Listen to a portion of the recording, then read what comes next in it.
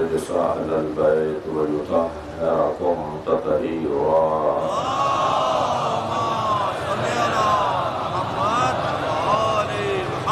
ولعنة الله على أعدائهم أجمعين من يوم عداوتهم إلى قيام يوم الدين. أما بعد، قال الحكيم في القرآن الكريم: بسم الله الرحمن الرحيم. أم يحسدون الناس على ما آتاهم الله من فضله فقد آتينا على إبراهيم الكتاب والحكمة وآتيناهم ملكا عظيما. صلوات.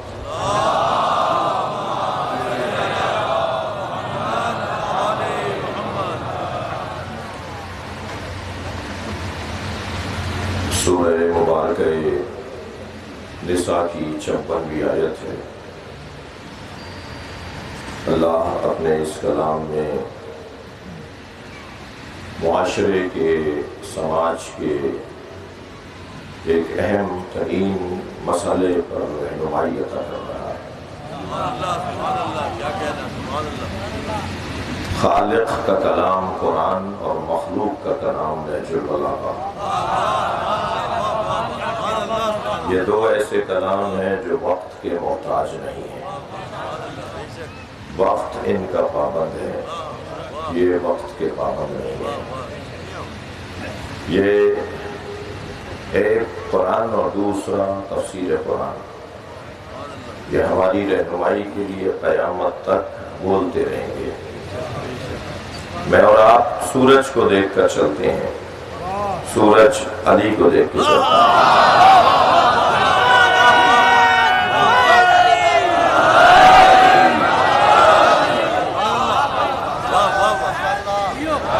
قرآن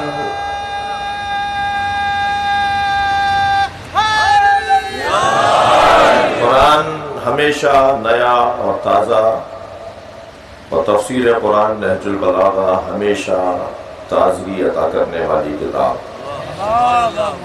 مجھے اور آپ کو یہ عزت حاصل ہے کہ ہم اہل قرآن ہیں۔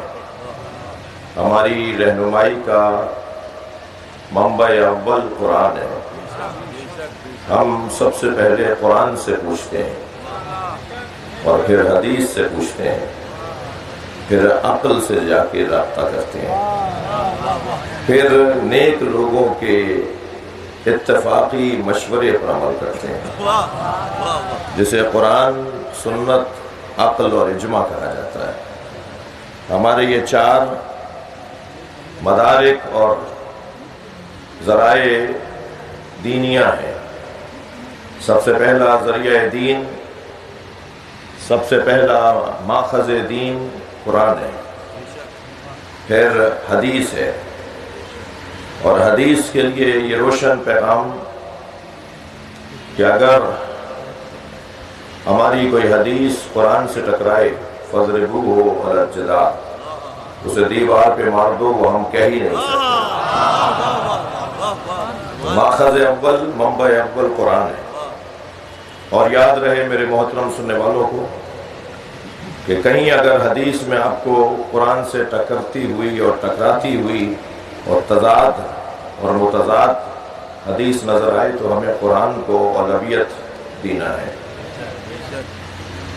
اور پھر عقل کا تقاضا، اور پھر اجتماعی رائے کے جسے فقہاء اور فقہاء اور متشرعین کی رائے کہا جاتا ہے۔ قرآن مجید نے ہمیں رہنمائی عطا کی ہے۔ ملک کے معروضی حالات بھی پیش نظر رہیں، اور 1400 سال سے تحریک حسینیہ کی آج یہ اہم ترین کڑی جسے 40 کہا جاتا ہے، ہمارے نزدیک بعثت مصطفیٰ، اعلان ولایت علی غدیر، روز عاشور اور یوم 40 یہ تحریک حسینیہ کی اہم ترین کڑیاں ہیں۔ 1400 سال پہلے سن 61 ہجری میں امام حسین نے جس عالمی اوپن یونیورسٹی کی بنیاد رکھی تھی، چہلم اس کے ذریعے سے حاصل کردہ کامیابیوں کے اعلان کا دن ہے۔ چہلم ایک بی بی کے فتح یاب ہونے کا دن ہے، فتح مند ہونے کا دن ہے۔ ایک وہ بی بی کے جو کبھی بھائیوں کے سامنے بھی بغیر چادر کے نہیں جاتی تھی، وہ فاتح شام بن کے لوٹ رہی ہے۔ کربلا میں بھائی نے بتایا کہ مفہوم فتح و نصرت اور کامیابی اور ناکامی کا مطلب کیا ہے، اور پھر بی بی زینب کا میدان بہت بڑا تھا، کربلا سے کوفہ، کوفہ سے شام، شام کا بازار، شام کا دربار، شام کا زندان، مگر علی کی بیٹی کامیاب لوٹی، اور یہ بغیر عشق کے ممکن ہی نہیں تھا۔ کوئی بھی کام میرے بچوں جوانوں تعلیم حاصل کر رہے ہو، عزاداری میں اور دینداری میں، مثلا نوحہ خوانی کر رہے ہو، سوز خوانی کر رہے ہو، کسی ٹرسٹ کو اور انجمن کو چلا رہے ہو، خطابت اور ذاکری ہو، کوئی کام بھی بغیر عشق کے نہیں ہوتا۔ جب تک اپنے کام سے عشق نہیں ہوگا وہ کام کامیاب نہیں ہوگا، اور یہ پیغام دیا ہے حسین اور زینب نے۔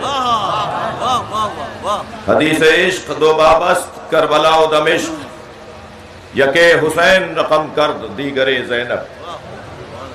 عشق کی دو ہی داستانیں ہیں، ایک کو کربلا کہتے ہیں اور ایک کو دمشق، ایک حسین نے لکھی ہے اور ایک زینب نے لکھی ہے۔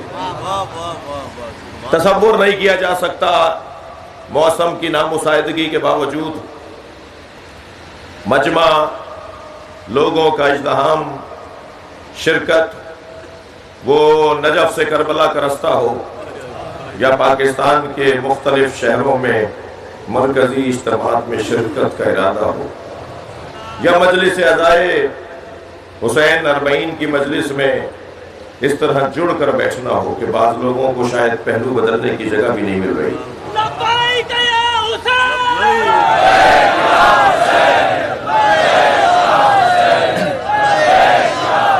صلوات ہدیہ کریں گے۔ یہ ممکن ہی نہیں ہے جب تک کہ عشق نہ ہو، جب تک کہ پیار نہ ہو، اور عشق بھی ہے ان لوگوں سے جنہوں نے اللہ سے محمد و آل محمد۔ اس سے بہتر صلوات پڑھیں گے۔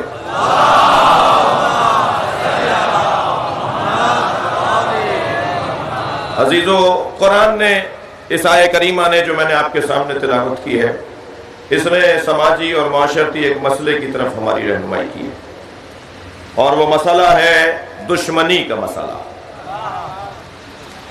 مقدماتی اور تمہیدی بیان سے گزر رہا ہوں۔ تاریخ بشریت میں ہر باکمال کے ساتھ دشمنی ہوئی ہے، ہر باعظمت کے ساتھ دشمنی ہوئی ہے، یا ہر اس کے ساتھ دشمنی ہوئی ہے جو باکمالوں کے ساتھ جڑا ہوا ہے۔ سب سے زیادہ تاریخ بشریت میں اگر کسی کے ساتھ دشمنی ہوئی، پہلے تو میرے بچے اور جوان یہ اپنے ذہن میں بٹھا لیں کہ سب جس سے پیار کرتے ہوں وہ کامیاب نہیں ہے، جس سے سب محبت کرتے ہوں وہ کامیاب نہیں ہے، جس سے کسی کو کوئی اختلاف ہی نہ ہو وہ کامیاب نہیں ہے، جس کے کوئی خلاف ہی نہ ہو وہ کامیاب نہیں ہے۔ ان کا تو کوئی مخالف ہی نہیں ہے، بڑے کامیاب آدمی ہیں، سب ان کا ساتھ دیتے ہیں، بڑے کامیاب آدمی ہیں۔ یہ سب سے ناکام آدمی ہے جس کی کوئی مخالفت نہیں کرتا۔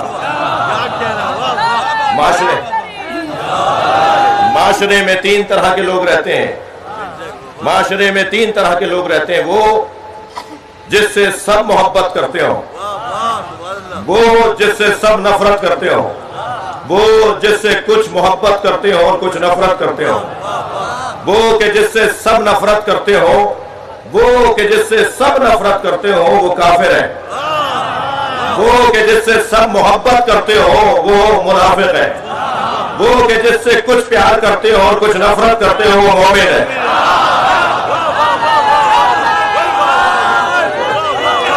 صلوات پڑھے محمد و آل محمد۔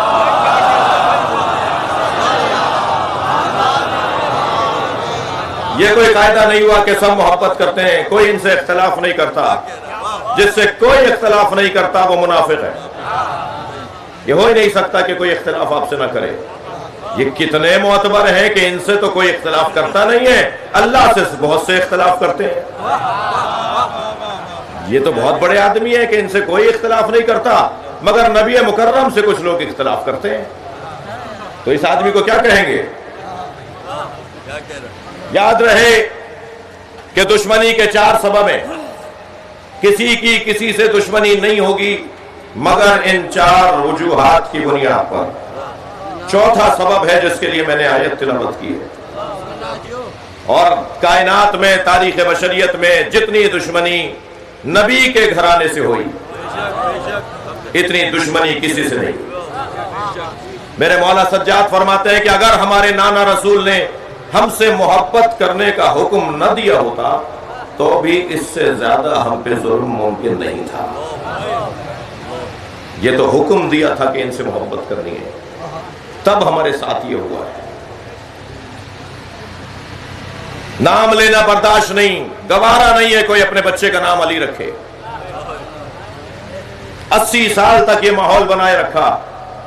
اگر کسی جج کے سامنے کسی گواہ کو پیش کیا جاتا اور اس سے پوچھا جاتا تمہارا نام کیا ہے، اور وہ کہہ دیتا میرا نام علی ہے، تو اس کو عدالت سے نکال دیا جاتا تھا کہ تمہاری گواہی قابل قبول نہیں ہے، کہ تمہارا نام علی ہے. کیا ہوا اس گھرانے کے ساتھ؟ نبی کی رحلت کے کچھ دن بعد ہی سیدہ کے دروازے پر آ کر یہ کہہ دینا بھی کیا کافی نہیں ہے؟ چلے میں مسلمات پر بات کر لیتا ہوں. چلے میں وہ جملہ کہہ دیتا ہوں جس کا آپ بھی انکار نہیں کریں گے، کہ دروازے پر آ کر کہا کہ اگر انہیں گھر سے باہر نہیں نکالا تو میں اس گھر کو آگ لگا دوں گا. آپ کہہ رہے ہیں آگ لگائی نہیں تھی، بولا تھا. میں کہتا ہوں اتنا ہی رک جاتے ہیں، اتنا ہی مان لیتے ہیں کہ اتنا ہی کہا تھا کہ علی کو باہر نکالو ورنہ میں گھر کو آگ لگا دوں گا. اور سیدہ کو اس کی توقع نہیں تھی، لہذا سیدہ نے کہا اس میں حسنین بھی تو رہتے ہیں، تم علی کی خاطر گھر کو آگ لگا دو گے تو حسنین کو بھی جلا دو گے. تو ایک لفظ ہے عربی کا وَإِن، وَإِن، واو اور الف نون، وَإِن، جس کو میں یوں سمجھاؤں کہ گویا وہ یہ کہا گیا کہ چاہے حسنین رہتے ہوں. میں اتنا ہی مان لیتا ہوں جتنا آپ مانتے ہیں. یہ ہوا نبی کے بعد. اس گھر میں پہلا جنازہ جناب زہرا کا. کتنے لوگ تھے سیدہ کی میت میں؟ اس گھر میں دوسرا جنازہ امام حسن کا، معاف کیجیے گا مولا علی کا. کتنے لوگ تھے؟ 4 یا 2 لوگوں نے جنازہ اٹھایا. تیسرا جنازہ امام حسن کا، تیر مار کے واپس کر دیا. چوتھا جنازہ پنجتن کا، 5واں جنازہ نبی کے بعد چوتھا جنازہ حسین کا. اتنے گھوڑے دوڑائے کہ بہن پہچان نہیں پائی. اچھا یہ تو تم نے مردوں کے ساتھ کیا. عرب تو عورتوں کی بڑی تعظیم کرتا ہے، چھوٹے بچوں کو ذبح بھی نہیں کرتا. جس پہ جناب بی بی رباب نے فرمایا اے علی اصغر، عرب تو اونٹنی کے دودھ پیتے بچے کو نہر نہیں کرتا. اب مصروں کا یوں ہے کیا تو جیسے کو نہر کیا جاتا ہے؟ عرب کا دستور تھا. میں عرب تہذیب بتا دیتا ہوں کہ اگر کوئی خاتون گھر سے باہر نکل کے دونوں ہاتھ سر پہ رکھ کے کھڑی ہو جاتی تھی تو سمجھ لیتے تھے کہ اس کی کوئی حاجت ہے، یہ مدد مانگ رہی ہے. تو ہر بندہ آگے بڑھ کے کہتا تھا کہ تمہاری کیا حاجت ہے، کیا پریشانی ہے؟ سنیں گے 10 مرتبہ زینب نے سر پہ ہاتھ رکھے، مگر کسی نے بڑھ کر نہیں پوچھا کہ علی کی بیٹی تمہاری کیا مشکل ہے، تم کیا چاہتی ہو؟ یہ تو کربلا میں ہوا. تم ویسے ہی لے جاتے، ہاتھوں میں رسیاں باندھنے کی ضرورت کیا تھی؟ جس انداز سے خیمے لوٹے گئے ہیں،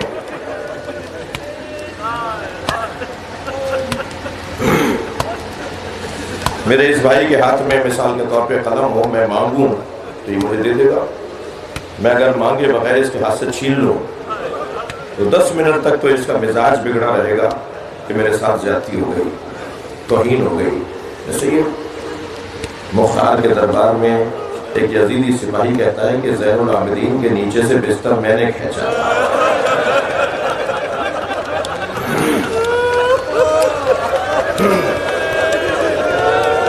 چھوٹی چھوٹی بچیوں کے ساتھ کیا ہوا؟ اچھا چلے کربلا کے میدان میں ایسا ہوا، بی بی شام سے رہائی پا کر واپس مدینہ آ گئی، پھر تو رک جانا چاہیے تھا نا سلسلہ۔ عجیب داستان نہیں ہے کہ شاگردوں کے نام پر مکتب ہو اور استاد کی پیروی نہ ہو، کیونکہ استاد علی کا پوتا ہے۔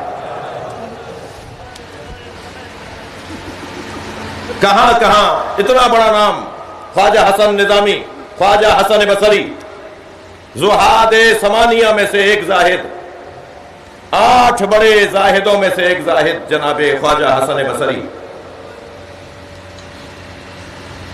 وہ جو بات کرتے تھے، جو حدیث سناتے تھے، کہتے تھے قال رسول اللہ۔ کسی نے ان سے پوچھا کہ آپ تو حضرت عمر کے دور میں دنیا میں تشریف لائے، آپ تو نبی کے زمانے میں تھے ہی نہیں، پھر آپ یہ کیسے کہہ سکتے ہیں کہ رسول اللہ نے فرمایا؟ فرمایا جو کچھ میں نے علی سے سنا ہے کہ نبی نے فرمایا، میں کہہ دیتا ہوں یہ نبی نے فرمایا۔ تو کہا پھر آپ علی کا نام کیوں نہیں رہتے؟ کہا میرے عیال زیادہ ہیں، میرا خانوادہ بہت بڑا ہے، مجھے زندہ رہنا ہے۔ یہ کیا ہو رہا تھا علی اور اولاد علی کے ساتھ؟ بھائی میں ماضی کی لکیریں پیٹ پیٹ کر معاف کیجئے گا، ممکن ہے کسی کے ذہن میں یہ آئے کہ مولانا تاریخ پڑھی آپ نے، مولانا شدت پسندی کی طرف ماحول کو لے کے جا رہے تھے۔ میں آج کی بات کر لیتا ہوں،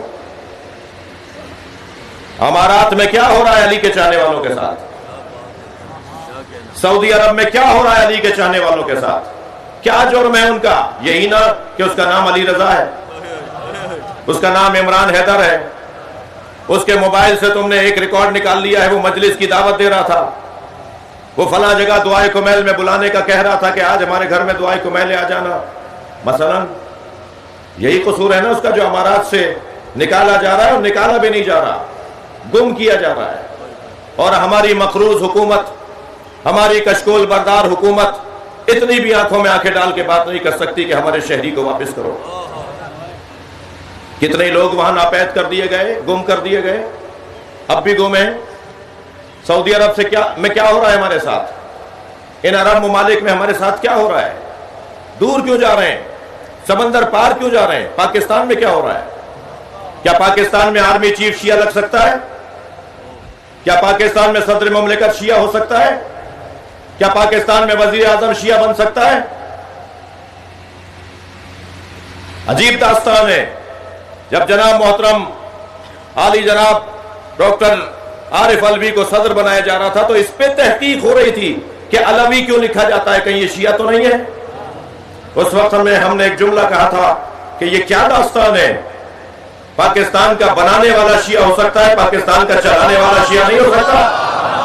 نعرہ تکبیر، نعرہ تکبیر، نعرہ رسالت، نعرہ رسالت، نعرہ حیدری، نعرہ حیدری، حسینیت، حسینیت، پاکستان، پاکستان، یزیدیت، یزیدیت، خوشنودی امام زمانہ باواز بلند صلوات۔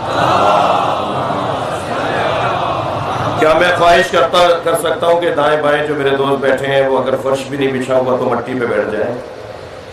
بیٹھ سکتے ہیں آپ حضرات؟ مٹی پر بیٹھ سکتے ہیں آج چہلم کے دن؟ دائیں بائیں جو میرے دوست کھڑے ہیں بیٹھ سکتے ہیں آپ؟ ایک صلوات پڑھیں۔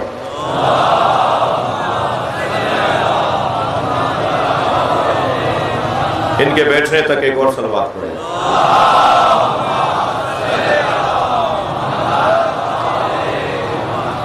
ایک اور بہتر صلوات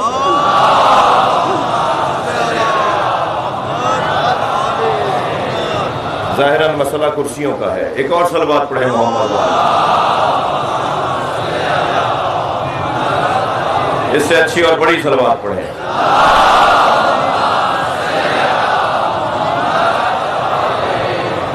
مجھے معاف کریں گے، میں نے آپ کو زحمت دی، اس سے بہتر صلوات پڑھیں۔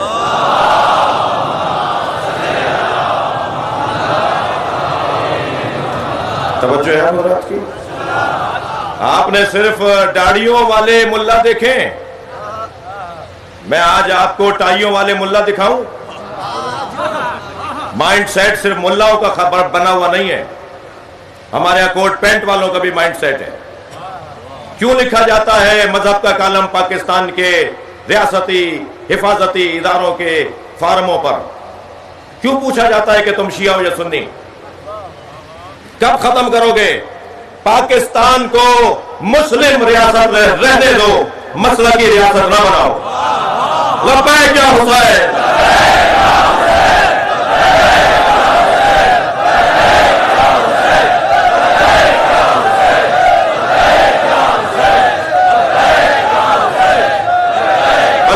صلوات پڑھیں گے محمد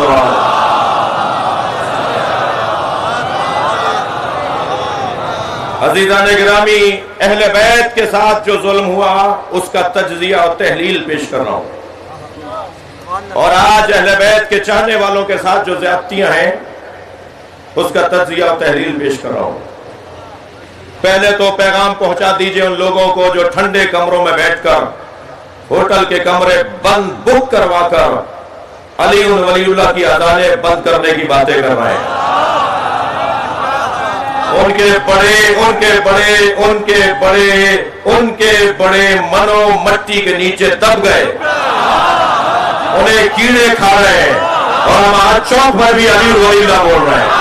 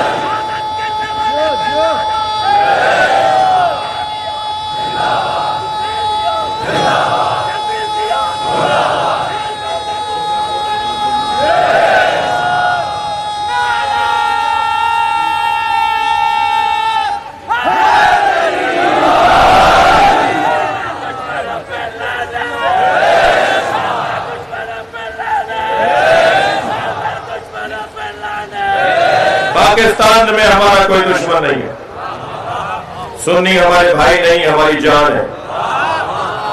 یہ علی ولی اللہ وصی رسول اللہ و خلیفۃ بلا فضل کی اذان کو دہشت گردی کہہ رہے ہیں۔ ہماری مجلسوں میں روزانہ دسیوں لوگ شیعہ ہو رہے ہیں۔ مجھے 25 سال سے زیادہ عشرے پڑھتے ہوئے ہو گئے، جتنا اس سال میری مجلسوں میں لوگوں نے علی ولی اللہ تک کلمہ پڑھا ہے، ماضی میں کبھی اتنے شیعہ میری مجلس میں نہیں ہوئے۔ یہ مولا علی کا معجزہ ہے، تم حق بات کو جتنا دباؤ گے اتنا پھیلے گی۔ بے وقوف ہے، توجہ، وقت تنگ ہے میرے پاس، بے وقوف ہے ہمارا دشمن، اور اس پر بھی مجھے افسوس ہے کہ دشمن کو ہوشیار ہونا چاہیے۔ اتنا بے وقوف ہے کہ وہ ہمیں مار کر مسترب ہے، ہم مر کے مطمئن ہیں۔ اتنا بے وقوف ہے کہ وہ ہماری ان مسائل کو گفتگو کا عنوان بناتا ہے کہ جو ہمیں ہماری جان سے زیادہ عزیز ہے۔ یہ شیعہ کل شیعہ نہیں ہوئے ہیں، تم نہیں تھے مگر علی کے شیعہ تھے۔ تمہارے نام تو بعد میں بنائے گئے ہیں، شیعہ نام نبی نے رکھا تھا۔ 80 سے زیادہ صحیح حدیثیں میرے پاس موجود ہیں، 80 سے زیادہ صحیح حدیثیں کتب اہل سنت سے میرے پاس موجود ہیں کہ نبی نے فرمایا یا علی انت و شیعتک ہم الفائزون، یا علی تم اور تمہارے شیعہ ہی کامیاب رہیں گے۔ یا علی جب محشر میں میرا ممبر لگایا جائے گا تو شیعتوں کا حولی تمہارے شیعہ میرے ممبر کے گرد کھڑے ہوں گے۔ یا علی جب میں جنت میں جا رہا ہوں گا تو تمہارے شیعوں کو اپنے ساتھ جنت میں لے کے جاؤں گا۔ اصحاب نے آ کر کہا یا رسول اللہ بہت بڑی تعداد میں نئے مسلمان آ رہے ہیں، کیسے طے کریں کہ کون مسلمان ہے اور کون منافق؟ فرمایا پریشان نہ ہوا کرو، اس کے سامنے علی کا ذکر کیا، اس کا چہرہ کھل کر بتائے گا کہ یہ مومن ہے یا منافق ہے۔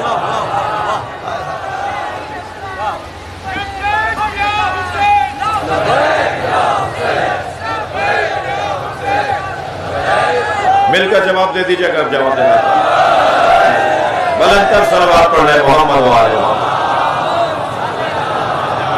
بھائی مضمون کی طرف توجہ چاہوں گا۔ 4 سبب ہوتے ہیں جو کچھ اہل بیت کے ساتھ ہوا اور جو آج اہل بیت کے چاہنے والوں کے ساتھ ان کی وجہ سے ہو رہا ہے، اس کے 4 سبب ہیں، دشمنی کے 4 سبب۔ پہلا سبب جہالت۔ میں ان بچوں اور جوانوں سے کہوں گا کہ اپنے مخالفوں کی جہالت برطرف کرو۔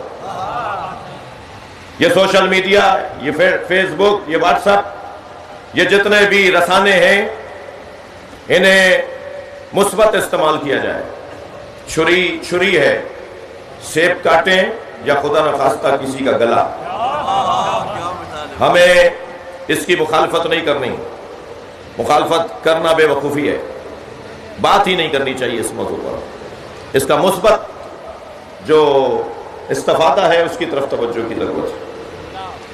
انتہائی معقول، مدلل، مہذب زبان کے ساتھ، انتہائی سمجھداری کے ساتھ جملے بنائیں اور اپنے ان دوستوں تک پہنچائیں کہ جن کی کسی جہالت کی وجہ سے دشمنی ہے۔ جہالت کو برطرف کریں۔ میں نہیں کہہ رہا، یہ مولا علی کا دیا ہوا فارمولہ ہے، الناس اعداء ما جہلوا۔ مولا علی فرماتے ہیں انسان الناس اعداء، انسان دشمن ہے، ما جہلوا، ہر اس چیز کے جس سے وہ جاہل ہے۔ اگر آپ سے دشمنی ہے تو اس کا ایک سبب جہالت ہے، 4 سبب ہیں علیحدہ۔ ایک سبب جہالت دور کیجئے ان کی۔ میں بات کر رہا ہوں تقریباً 70 سال پرانی، جب مفتی اعظم سعودی عرب بن باز سے ملنے کے لیے شیعہ علماء گئے تو ان کے سلام کے جواب میں انہوں نے کہا ایھا الکافرون، اے کافرو، میں تمہیں سلام کا جواب نہیں دوں گا۔ 2 گھنٹے ملاقات میں ہمارے یہ نجف کے علماء ان کے سامنے اپنی کتابیں رکھ کر آ گئے۔ 6 مہینے کے بعد دوبارہ وقت مانگا اور ملنے جب گئے تو انہوں نے سلام کے جواب میں کہا السلام علیکم ایھا المسلمون، اے مسلمانوں تم پر میرا سلام ہو۔ یہ 6 مہینے پہلے کافر اور 6 مہینے بعد مسلمان کیسے ہوئے؟ جہالت کی برطرفی پر۔ جب انہیں بتایا کہ ہمارا یہ عقیدہ ہے۔ عزیزو، جہالت دور کیجئے اپنے مخالفوں کی۔ دوسرا سبب، وقت کی تنگی ہے اور آج مصیبت کا دن ہے، دوسرا سبب اہل بیت سے دشمنی کا اور اہل بیت کے چاہنے والوں سے اہل بیت کی وجہ سے دشمنی کا دوسرا سبب وہ ہے کینہ، کینہ پروری۔ کینہ، دل میں کوئی بھی کسی کا دشمن ہوگا تو اس کا ایک سبب یہ بھی ہو سکتا ہے، دل میں بٹھائے ہوئے ہیں۔ 10 سال پہلے ایک بات ہوئی تھی، ان کے دماغ سے نکل ہی نہیں رہی، 10 دفعہ اس کا ازالہ ہو چکا ہے مگر ان کے دماغ سے نکل نہیں رہی۔ میں یہاں صرف ایک جملہ کہہ کر بات مکمل کروں گا۔ عزیزان گرامی، ان سے کہہ دو تم انسان ہو یا وہ لمبا چوڑا لمبی گردن والا جانور اونٹ ہو۔ اونٹ کی یہ صفت ہے کہ وہ اپنے مالک کا کینہ دل میں بٹھاتا ہے۔ ختم کرو بات، ایک بات ہوئی تھی ختم ہو گئی، اسے ہی لیے بیٹھے ہو، کیوں بار بار اس بات کی تکرار کرتے ہو جس بات کا ازالہ ہو چکا ہے؟ توجہ کی طرف رہے۔ تیسرا سبب تعصب۔ پچھلے سال انہی دنوں میں کراچی کے ایک بڑے روڈ پہ کہا گیا فلاں کراچی تیرے باپ کا نہیں ہے۔ دیکھنا چاہتے ہیں ہم قائد اعظم محمد علی جناح کا پاکستان دیکھنا چاہتے ہیں۔ ہم تمہاری طرح ایک بات کو تمہیں سمجھانا چاہتے ہیں جس کو تم کہتے ہو مگر سمجھ نہیں پا رہے، وہ یہ بات کہ ہر جگہ ایک ہی آواز کہ میرٹ پہ تقرریاں ہونی چاہیے، میرٹ پہ داخلے ہونے چاہیے، میرٹ پہ تبادلے ہونے چاہیے، میرٹ پہ پارٹی ٹکٹس ملنے چاہیے۔ ہم بھی تو 1400 سال سے مجلس اسی لیے کر رہے ہیں کہ نبی کے بعد میرٹ پہ ماننا چاہیے۔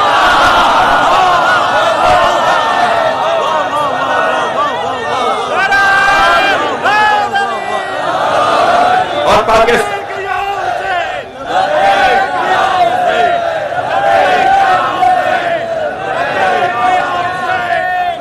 بلند کر صلوات عطیہ کر دیں گے نبی کی ذات پر۔ ہم پاکستان میں قابل لوگوں کو حکمران دیکھنا چاہتے ہیں، شیعہ سنی کی بنیاد پہ نہیں دیکھنا چاہتے۔ انہیں سمجھایا جائے، انہیں بتایا جائے۔ کل کی وزیر اعظم کی میٹنگ میں قصدن نہیں گیا، جناب فردوس شمیم صاحب کو بتا دوں یہ تشریف فرما تھے۔ ہمارے ساتھ اس ملک میں زیادتیاں بڑھتی جا رہی ہیں، اور زیادتیاں سنیوں کی طرف سے نہیں ہیں، ریاستی اداروں کے رویوں کی وجہ سے۔ میں آپ کے توسط سے پیغام دینا چاہوں گا، اپنے ریاستی اداروں کو اپنے رویے بدلو، اپنے رویے تبدیل کرو، پاکستان کو مسلکی ریاست نہ بناؤ۔ یہ جناح کا پاکستان ہے۔ جناح نے پہلے خطاب میں کہا تھا کہ حکومت کو غرض نہیں ہے کہ تمہارا مسلک کیا ہے، تمہارا مکتب کیا ہے، تم کس مسجد میں جاتے ہو، تمہارے عبادت خانے کون سے ہیں۔ حکومت کو صرف یہ مطلب ہے کہ تم پاکستانی شہری ہو۔ اگر ایسا ہو سکتا ہے تو اب سنی کے کہنے پہ بھی ہو سکتا ہے۔ تم 2,000 طالب علموں کو پڑھاتے ہو، کیا پڑھاتے ہو؟ پھر ان مدرسوں سے کون نکلیں گے؟ اور چوتھا سبب اور آخری سبب وہ ہے حسد۔ اور حسد عزیزان گرامی، تعریف اس کی یہ ہے کہ کسی باکمال کو دیکھ کر انسان یہ سوچنے لگے کہ میرے پاس، ہم نے اسے دیکھ کے فرمایا یہ سارے ہدیے۔ پھر اصرار بڑھا کہ آپ خطاب کریں۔ ملک عظیم کی ایک مثال دے رہا ہوں، میرے اوپر ذمہ داری بنتی ہے کہ میں عظمت اور فضائل کی بات ضرور کروں گا۔ جی کہا کہ آپ خطاب کریں۔ حضرت نے انکار کیا، جیسے خطبہ شقشقیہ کے موقع پر، جیسے خطبہ حمام کے موقع پر مولا سے اصرار ہو رہا ہے اور مولا نہیں چاہ رہے کہ بیان کریں، مگر جب اصرار ہوا تو مومنین کی رائے کا احترام ہوتا ہے، مومنین کی خواہشات کا احترام ہوتا ہے۔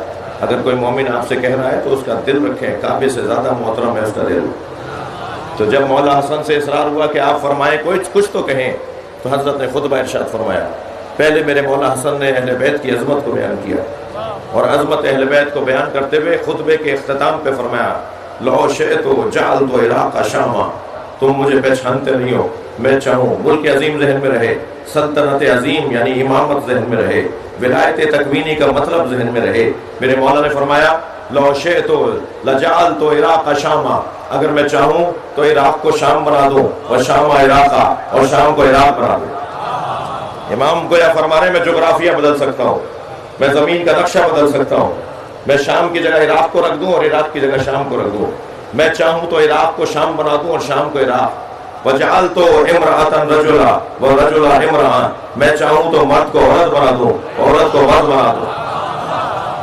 یہ جیسے ہی بات مولا نے کی نا تو وہاں ایک شخص کھڑا ہو گیا، کہنے لگا فموں کا کثیر و کلاموں کا کبیر، فموں کا قلیل و کلاموں کا کبیر، تمہارا دہن چھوٹا ہے مگر بات بہت بڑی ہے۔ فنظر الیہ، امام نے غور سے اسے دیکھا، آواز دی، اما تستحینا تجلسینا فی رجال، شرم نہیں آتی مردوں میں بیٹھی ہے؟ اور ایک مرتبہ حیت بدلنا شروع ہو گئی، ملک عظیم ذہن میں رہے، صلوات پڑھے محمد و آل محمد۔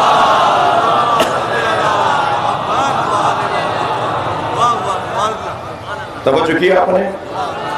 ایک سبب اہل بیت کے ساتھ دشمنی کا، ایک سبب اہل بیت کے ساتھ دشمنی کا حسد ہے، جسے خود مولا علی نے فرمایا،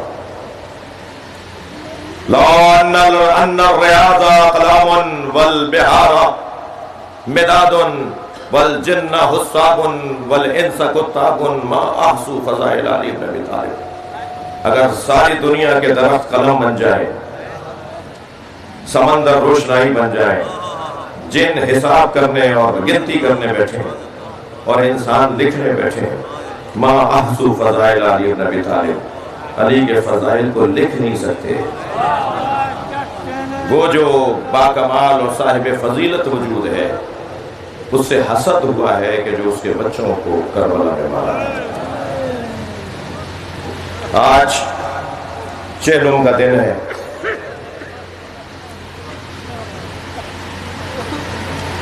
گویا زینب کبریٰ کی شام سے فاتح اور ہونے اور فاتح ہو کر لوٹنے کا دن ہے، جسے رسیوں میں باندھ کر لے گئے تھے، وہ قیامت تک یزیدیت کو رسیوں میں باندھ کر آئی ہے۔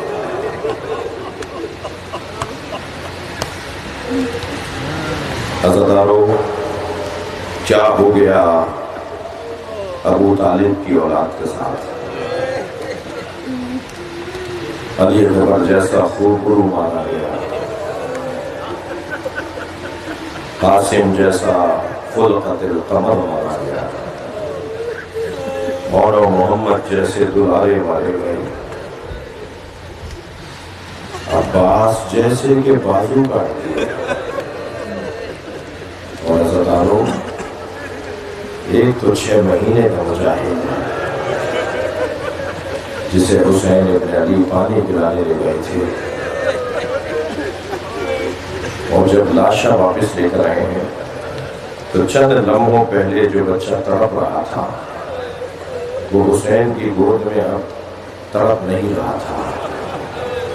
حسین نے ابا کا دامن لاشے پہ ڈالا ہوا تھا۔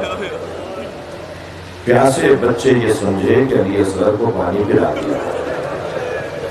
وہ سخت امتحان تھا جب سکینہ نے آ کے کہا بابا میں بھی پیاسی ہوں، آپ مجھے بھی تو لے جائیے۔ حسین کیا بتائیں کہ کیسا پانی پیا ہے؟ آج رونے کا دن ہے، اور چہلوں کے مجلس میں گریہ بھی زیادہ اس لیے ہوتا ہے کہ آج زینب کو جی بھر کے رونے کا موقع ملا ہے۔ آج امام سجاد کو کھل کے رونے کا موقع ملا ہے، ورنہ ہوتا یہ تھا کہ جب کبھی رونے کی آواز بلند ہوتی تھی تو تازیانہ بلند ہو جاتا تھا۔ عزادارو، آپ نے سنا ہے کہ جناب سکینہ اونٹ سے گری؟ میں نے پڑھا ہے بیوی کو اونٹ سے گرایا گیا ہے۔ جب کبھی بابا کا سر دیکھتی تھی نا تو آواز دیتی تھی بابا مجھے تماشے مارتے ہیں، پورا قافلہ گریا کرتا تھا۔ اللہ اپنی آوازوں کو آزاد کریں گے، آپ کی آوازیں بلند ہیں، امام صادق آپ کو دعا دے رہے ہیں۔ تو کہنے لگے اس کا اونٹ آخر میں لے آؤ، میں اسے گرا دوں گا، تم قافلہ آگے بڑھا دینا۔ ایک ظالم نے جناب سکینہ کا دامن پکڑ کر اونٹ سے گرا دیا، قافلہ آگے بڑھتا رہا، سکینہ پیچھے پیچھے دوڑتی رہی، بھیا میں گر گئی، پھوپھی اماں میں گر گئی۔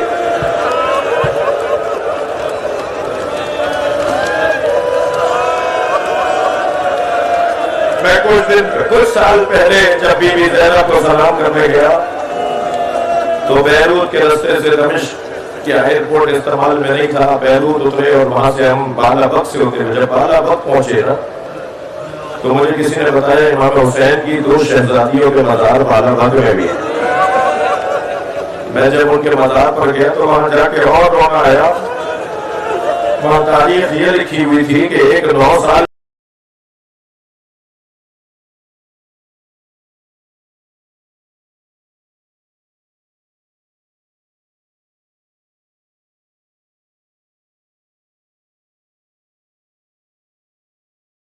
بیٹی، ایک 14 سال کی مولا حسین کی بیٹی، وہ جو 9 سال والی بچی کا مزار ہے نا بالا بک میں لبنان کی طرف شام کے بارڈر کے ساتھ جو شہر ملا ہوا ہے، وہ جو 9 سال والی بچی ہے نا امام حسین کی، وہ اونٹ سے گری تھی، دوسرے اونٹ نے اس کے اوپر پیر رکھ دیا۔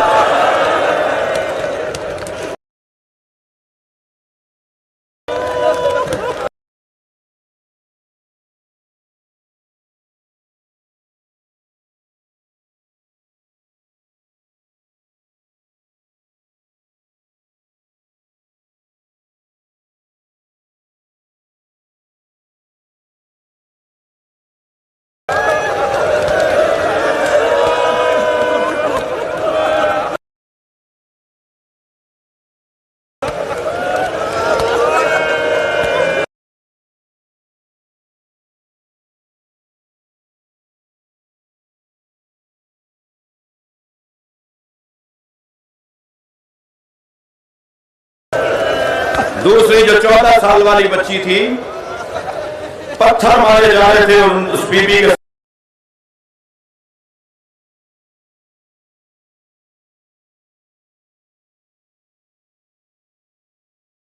سر پہ ایک پتھر لگا، جس زخم کی وجہ سے وہ بچی شہید ہو گئی اور وہیں دفنا دی گئی۔ اجرکم اللہ،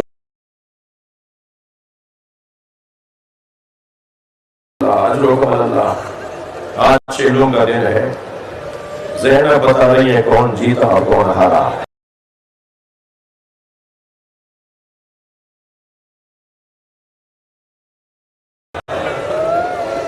میرے مولا سجاد کو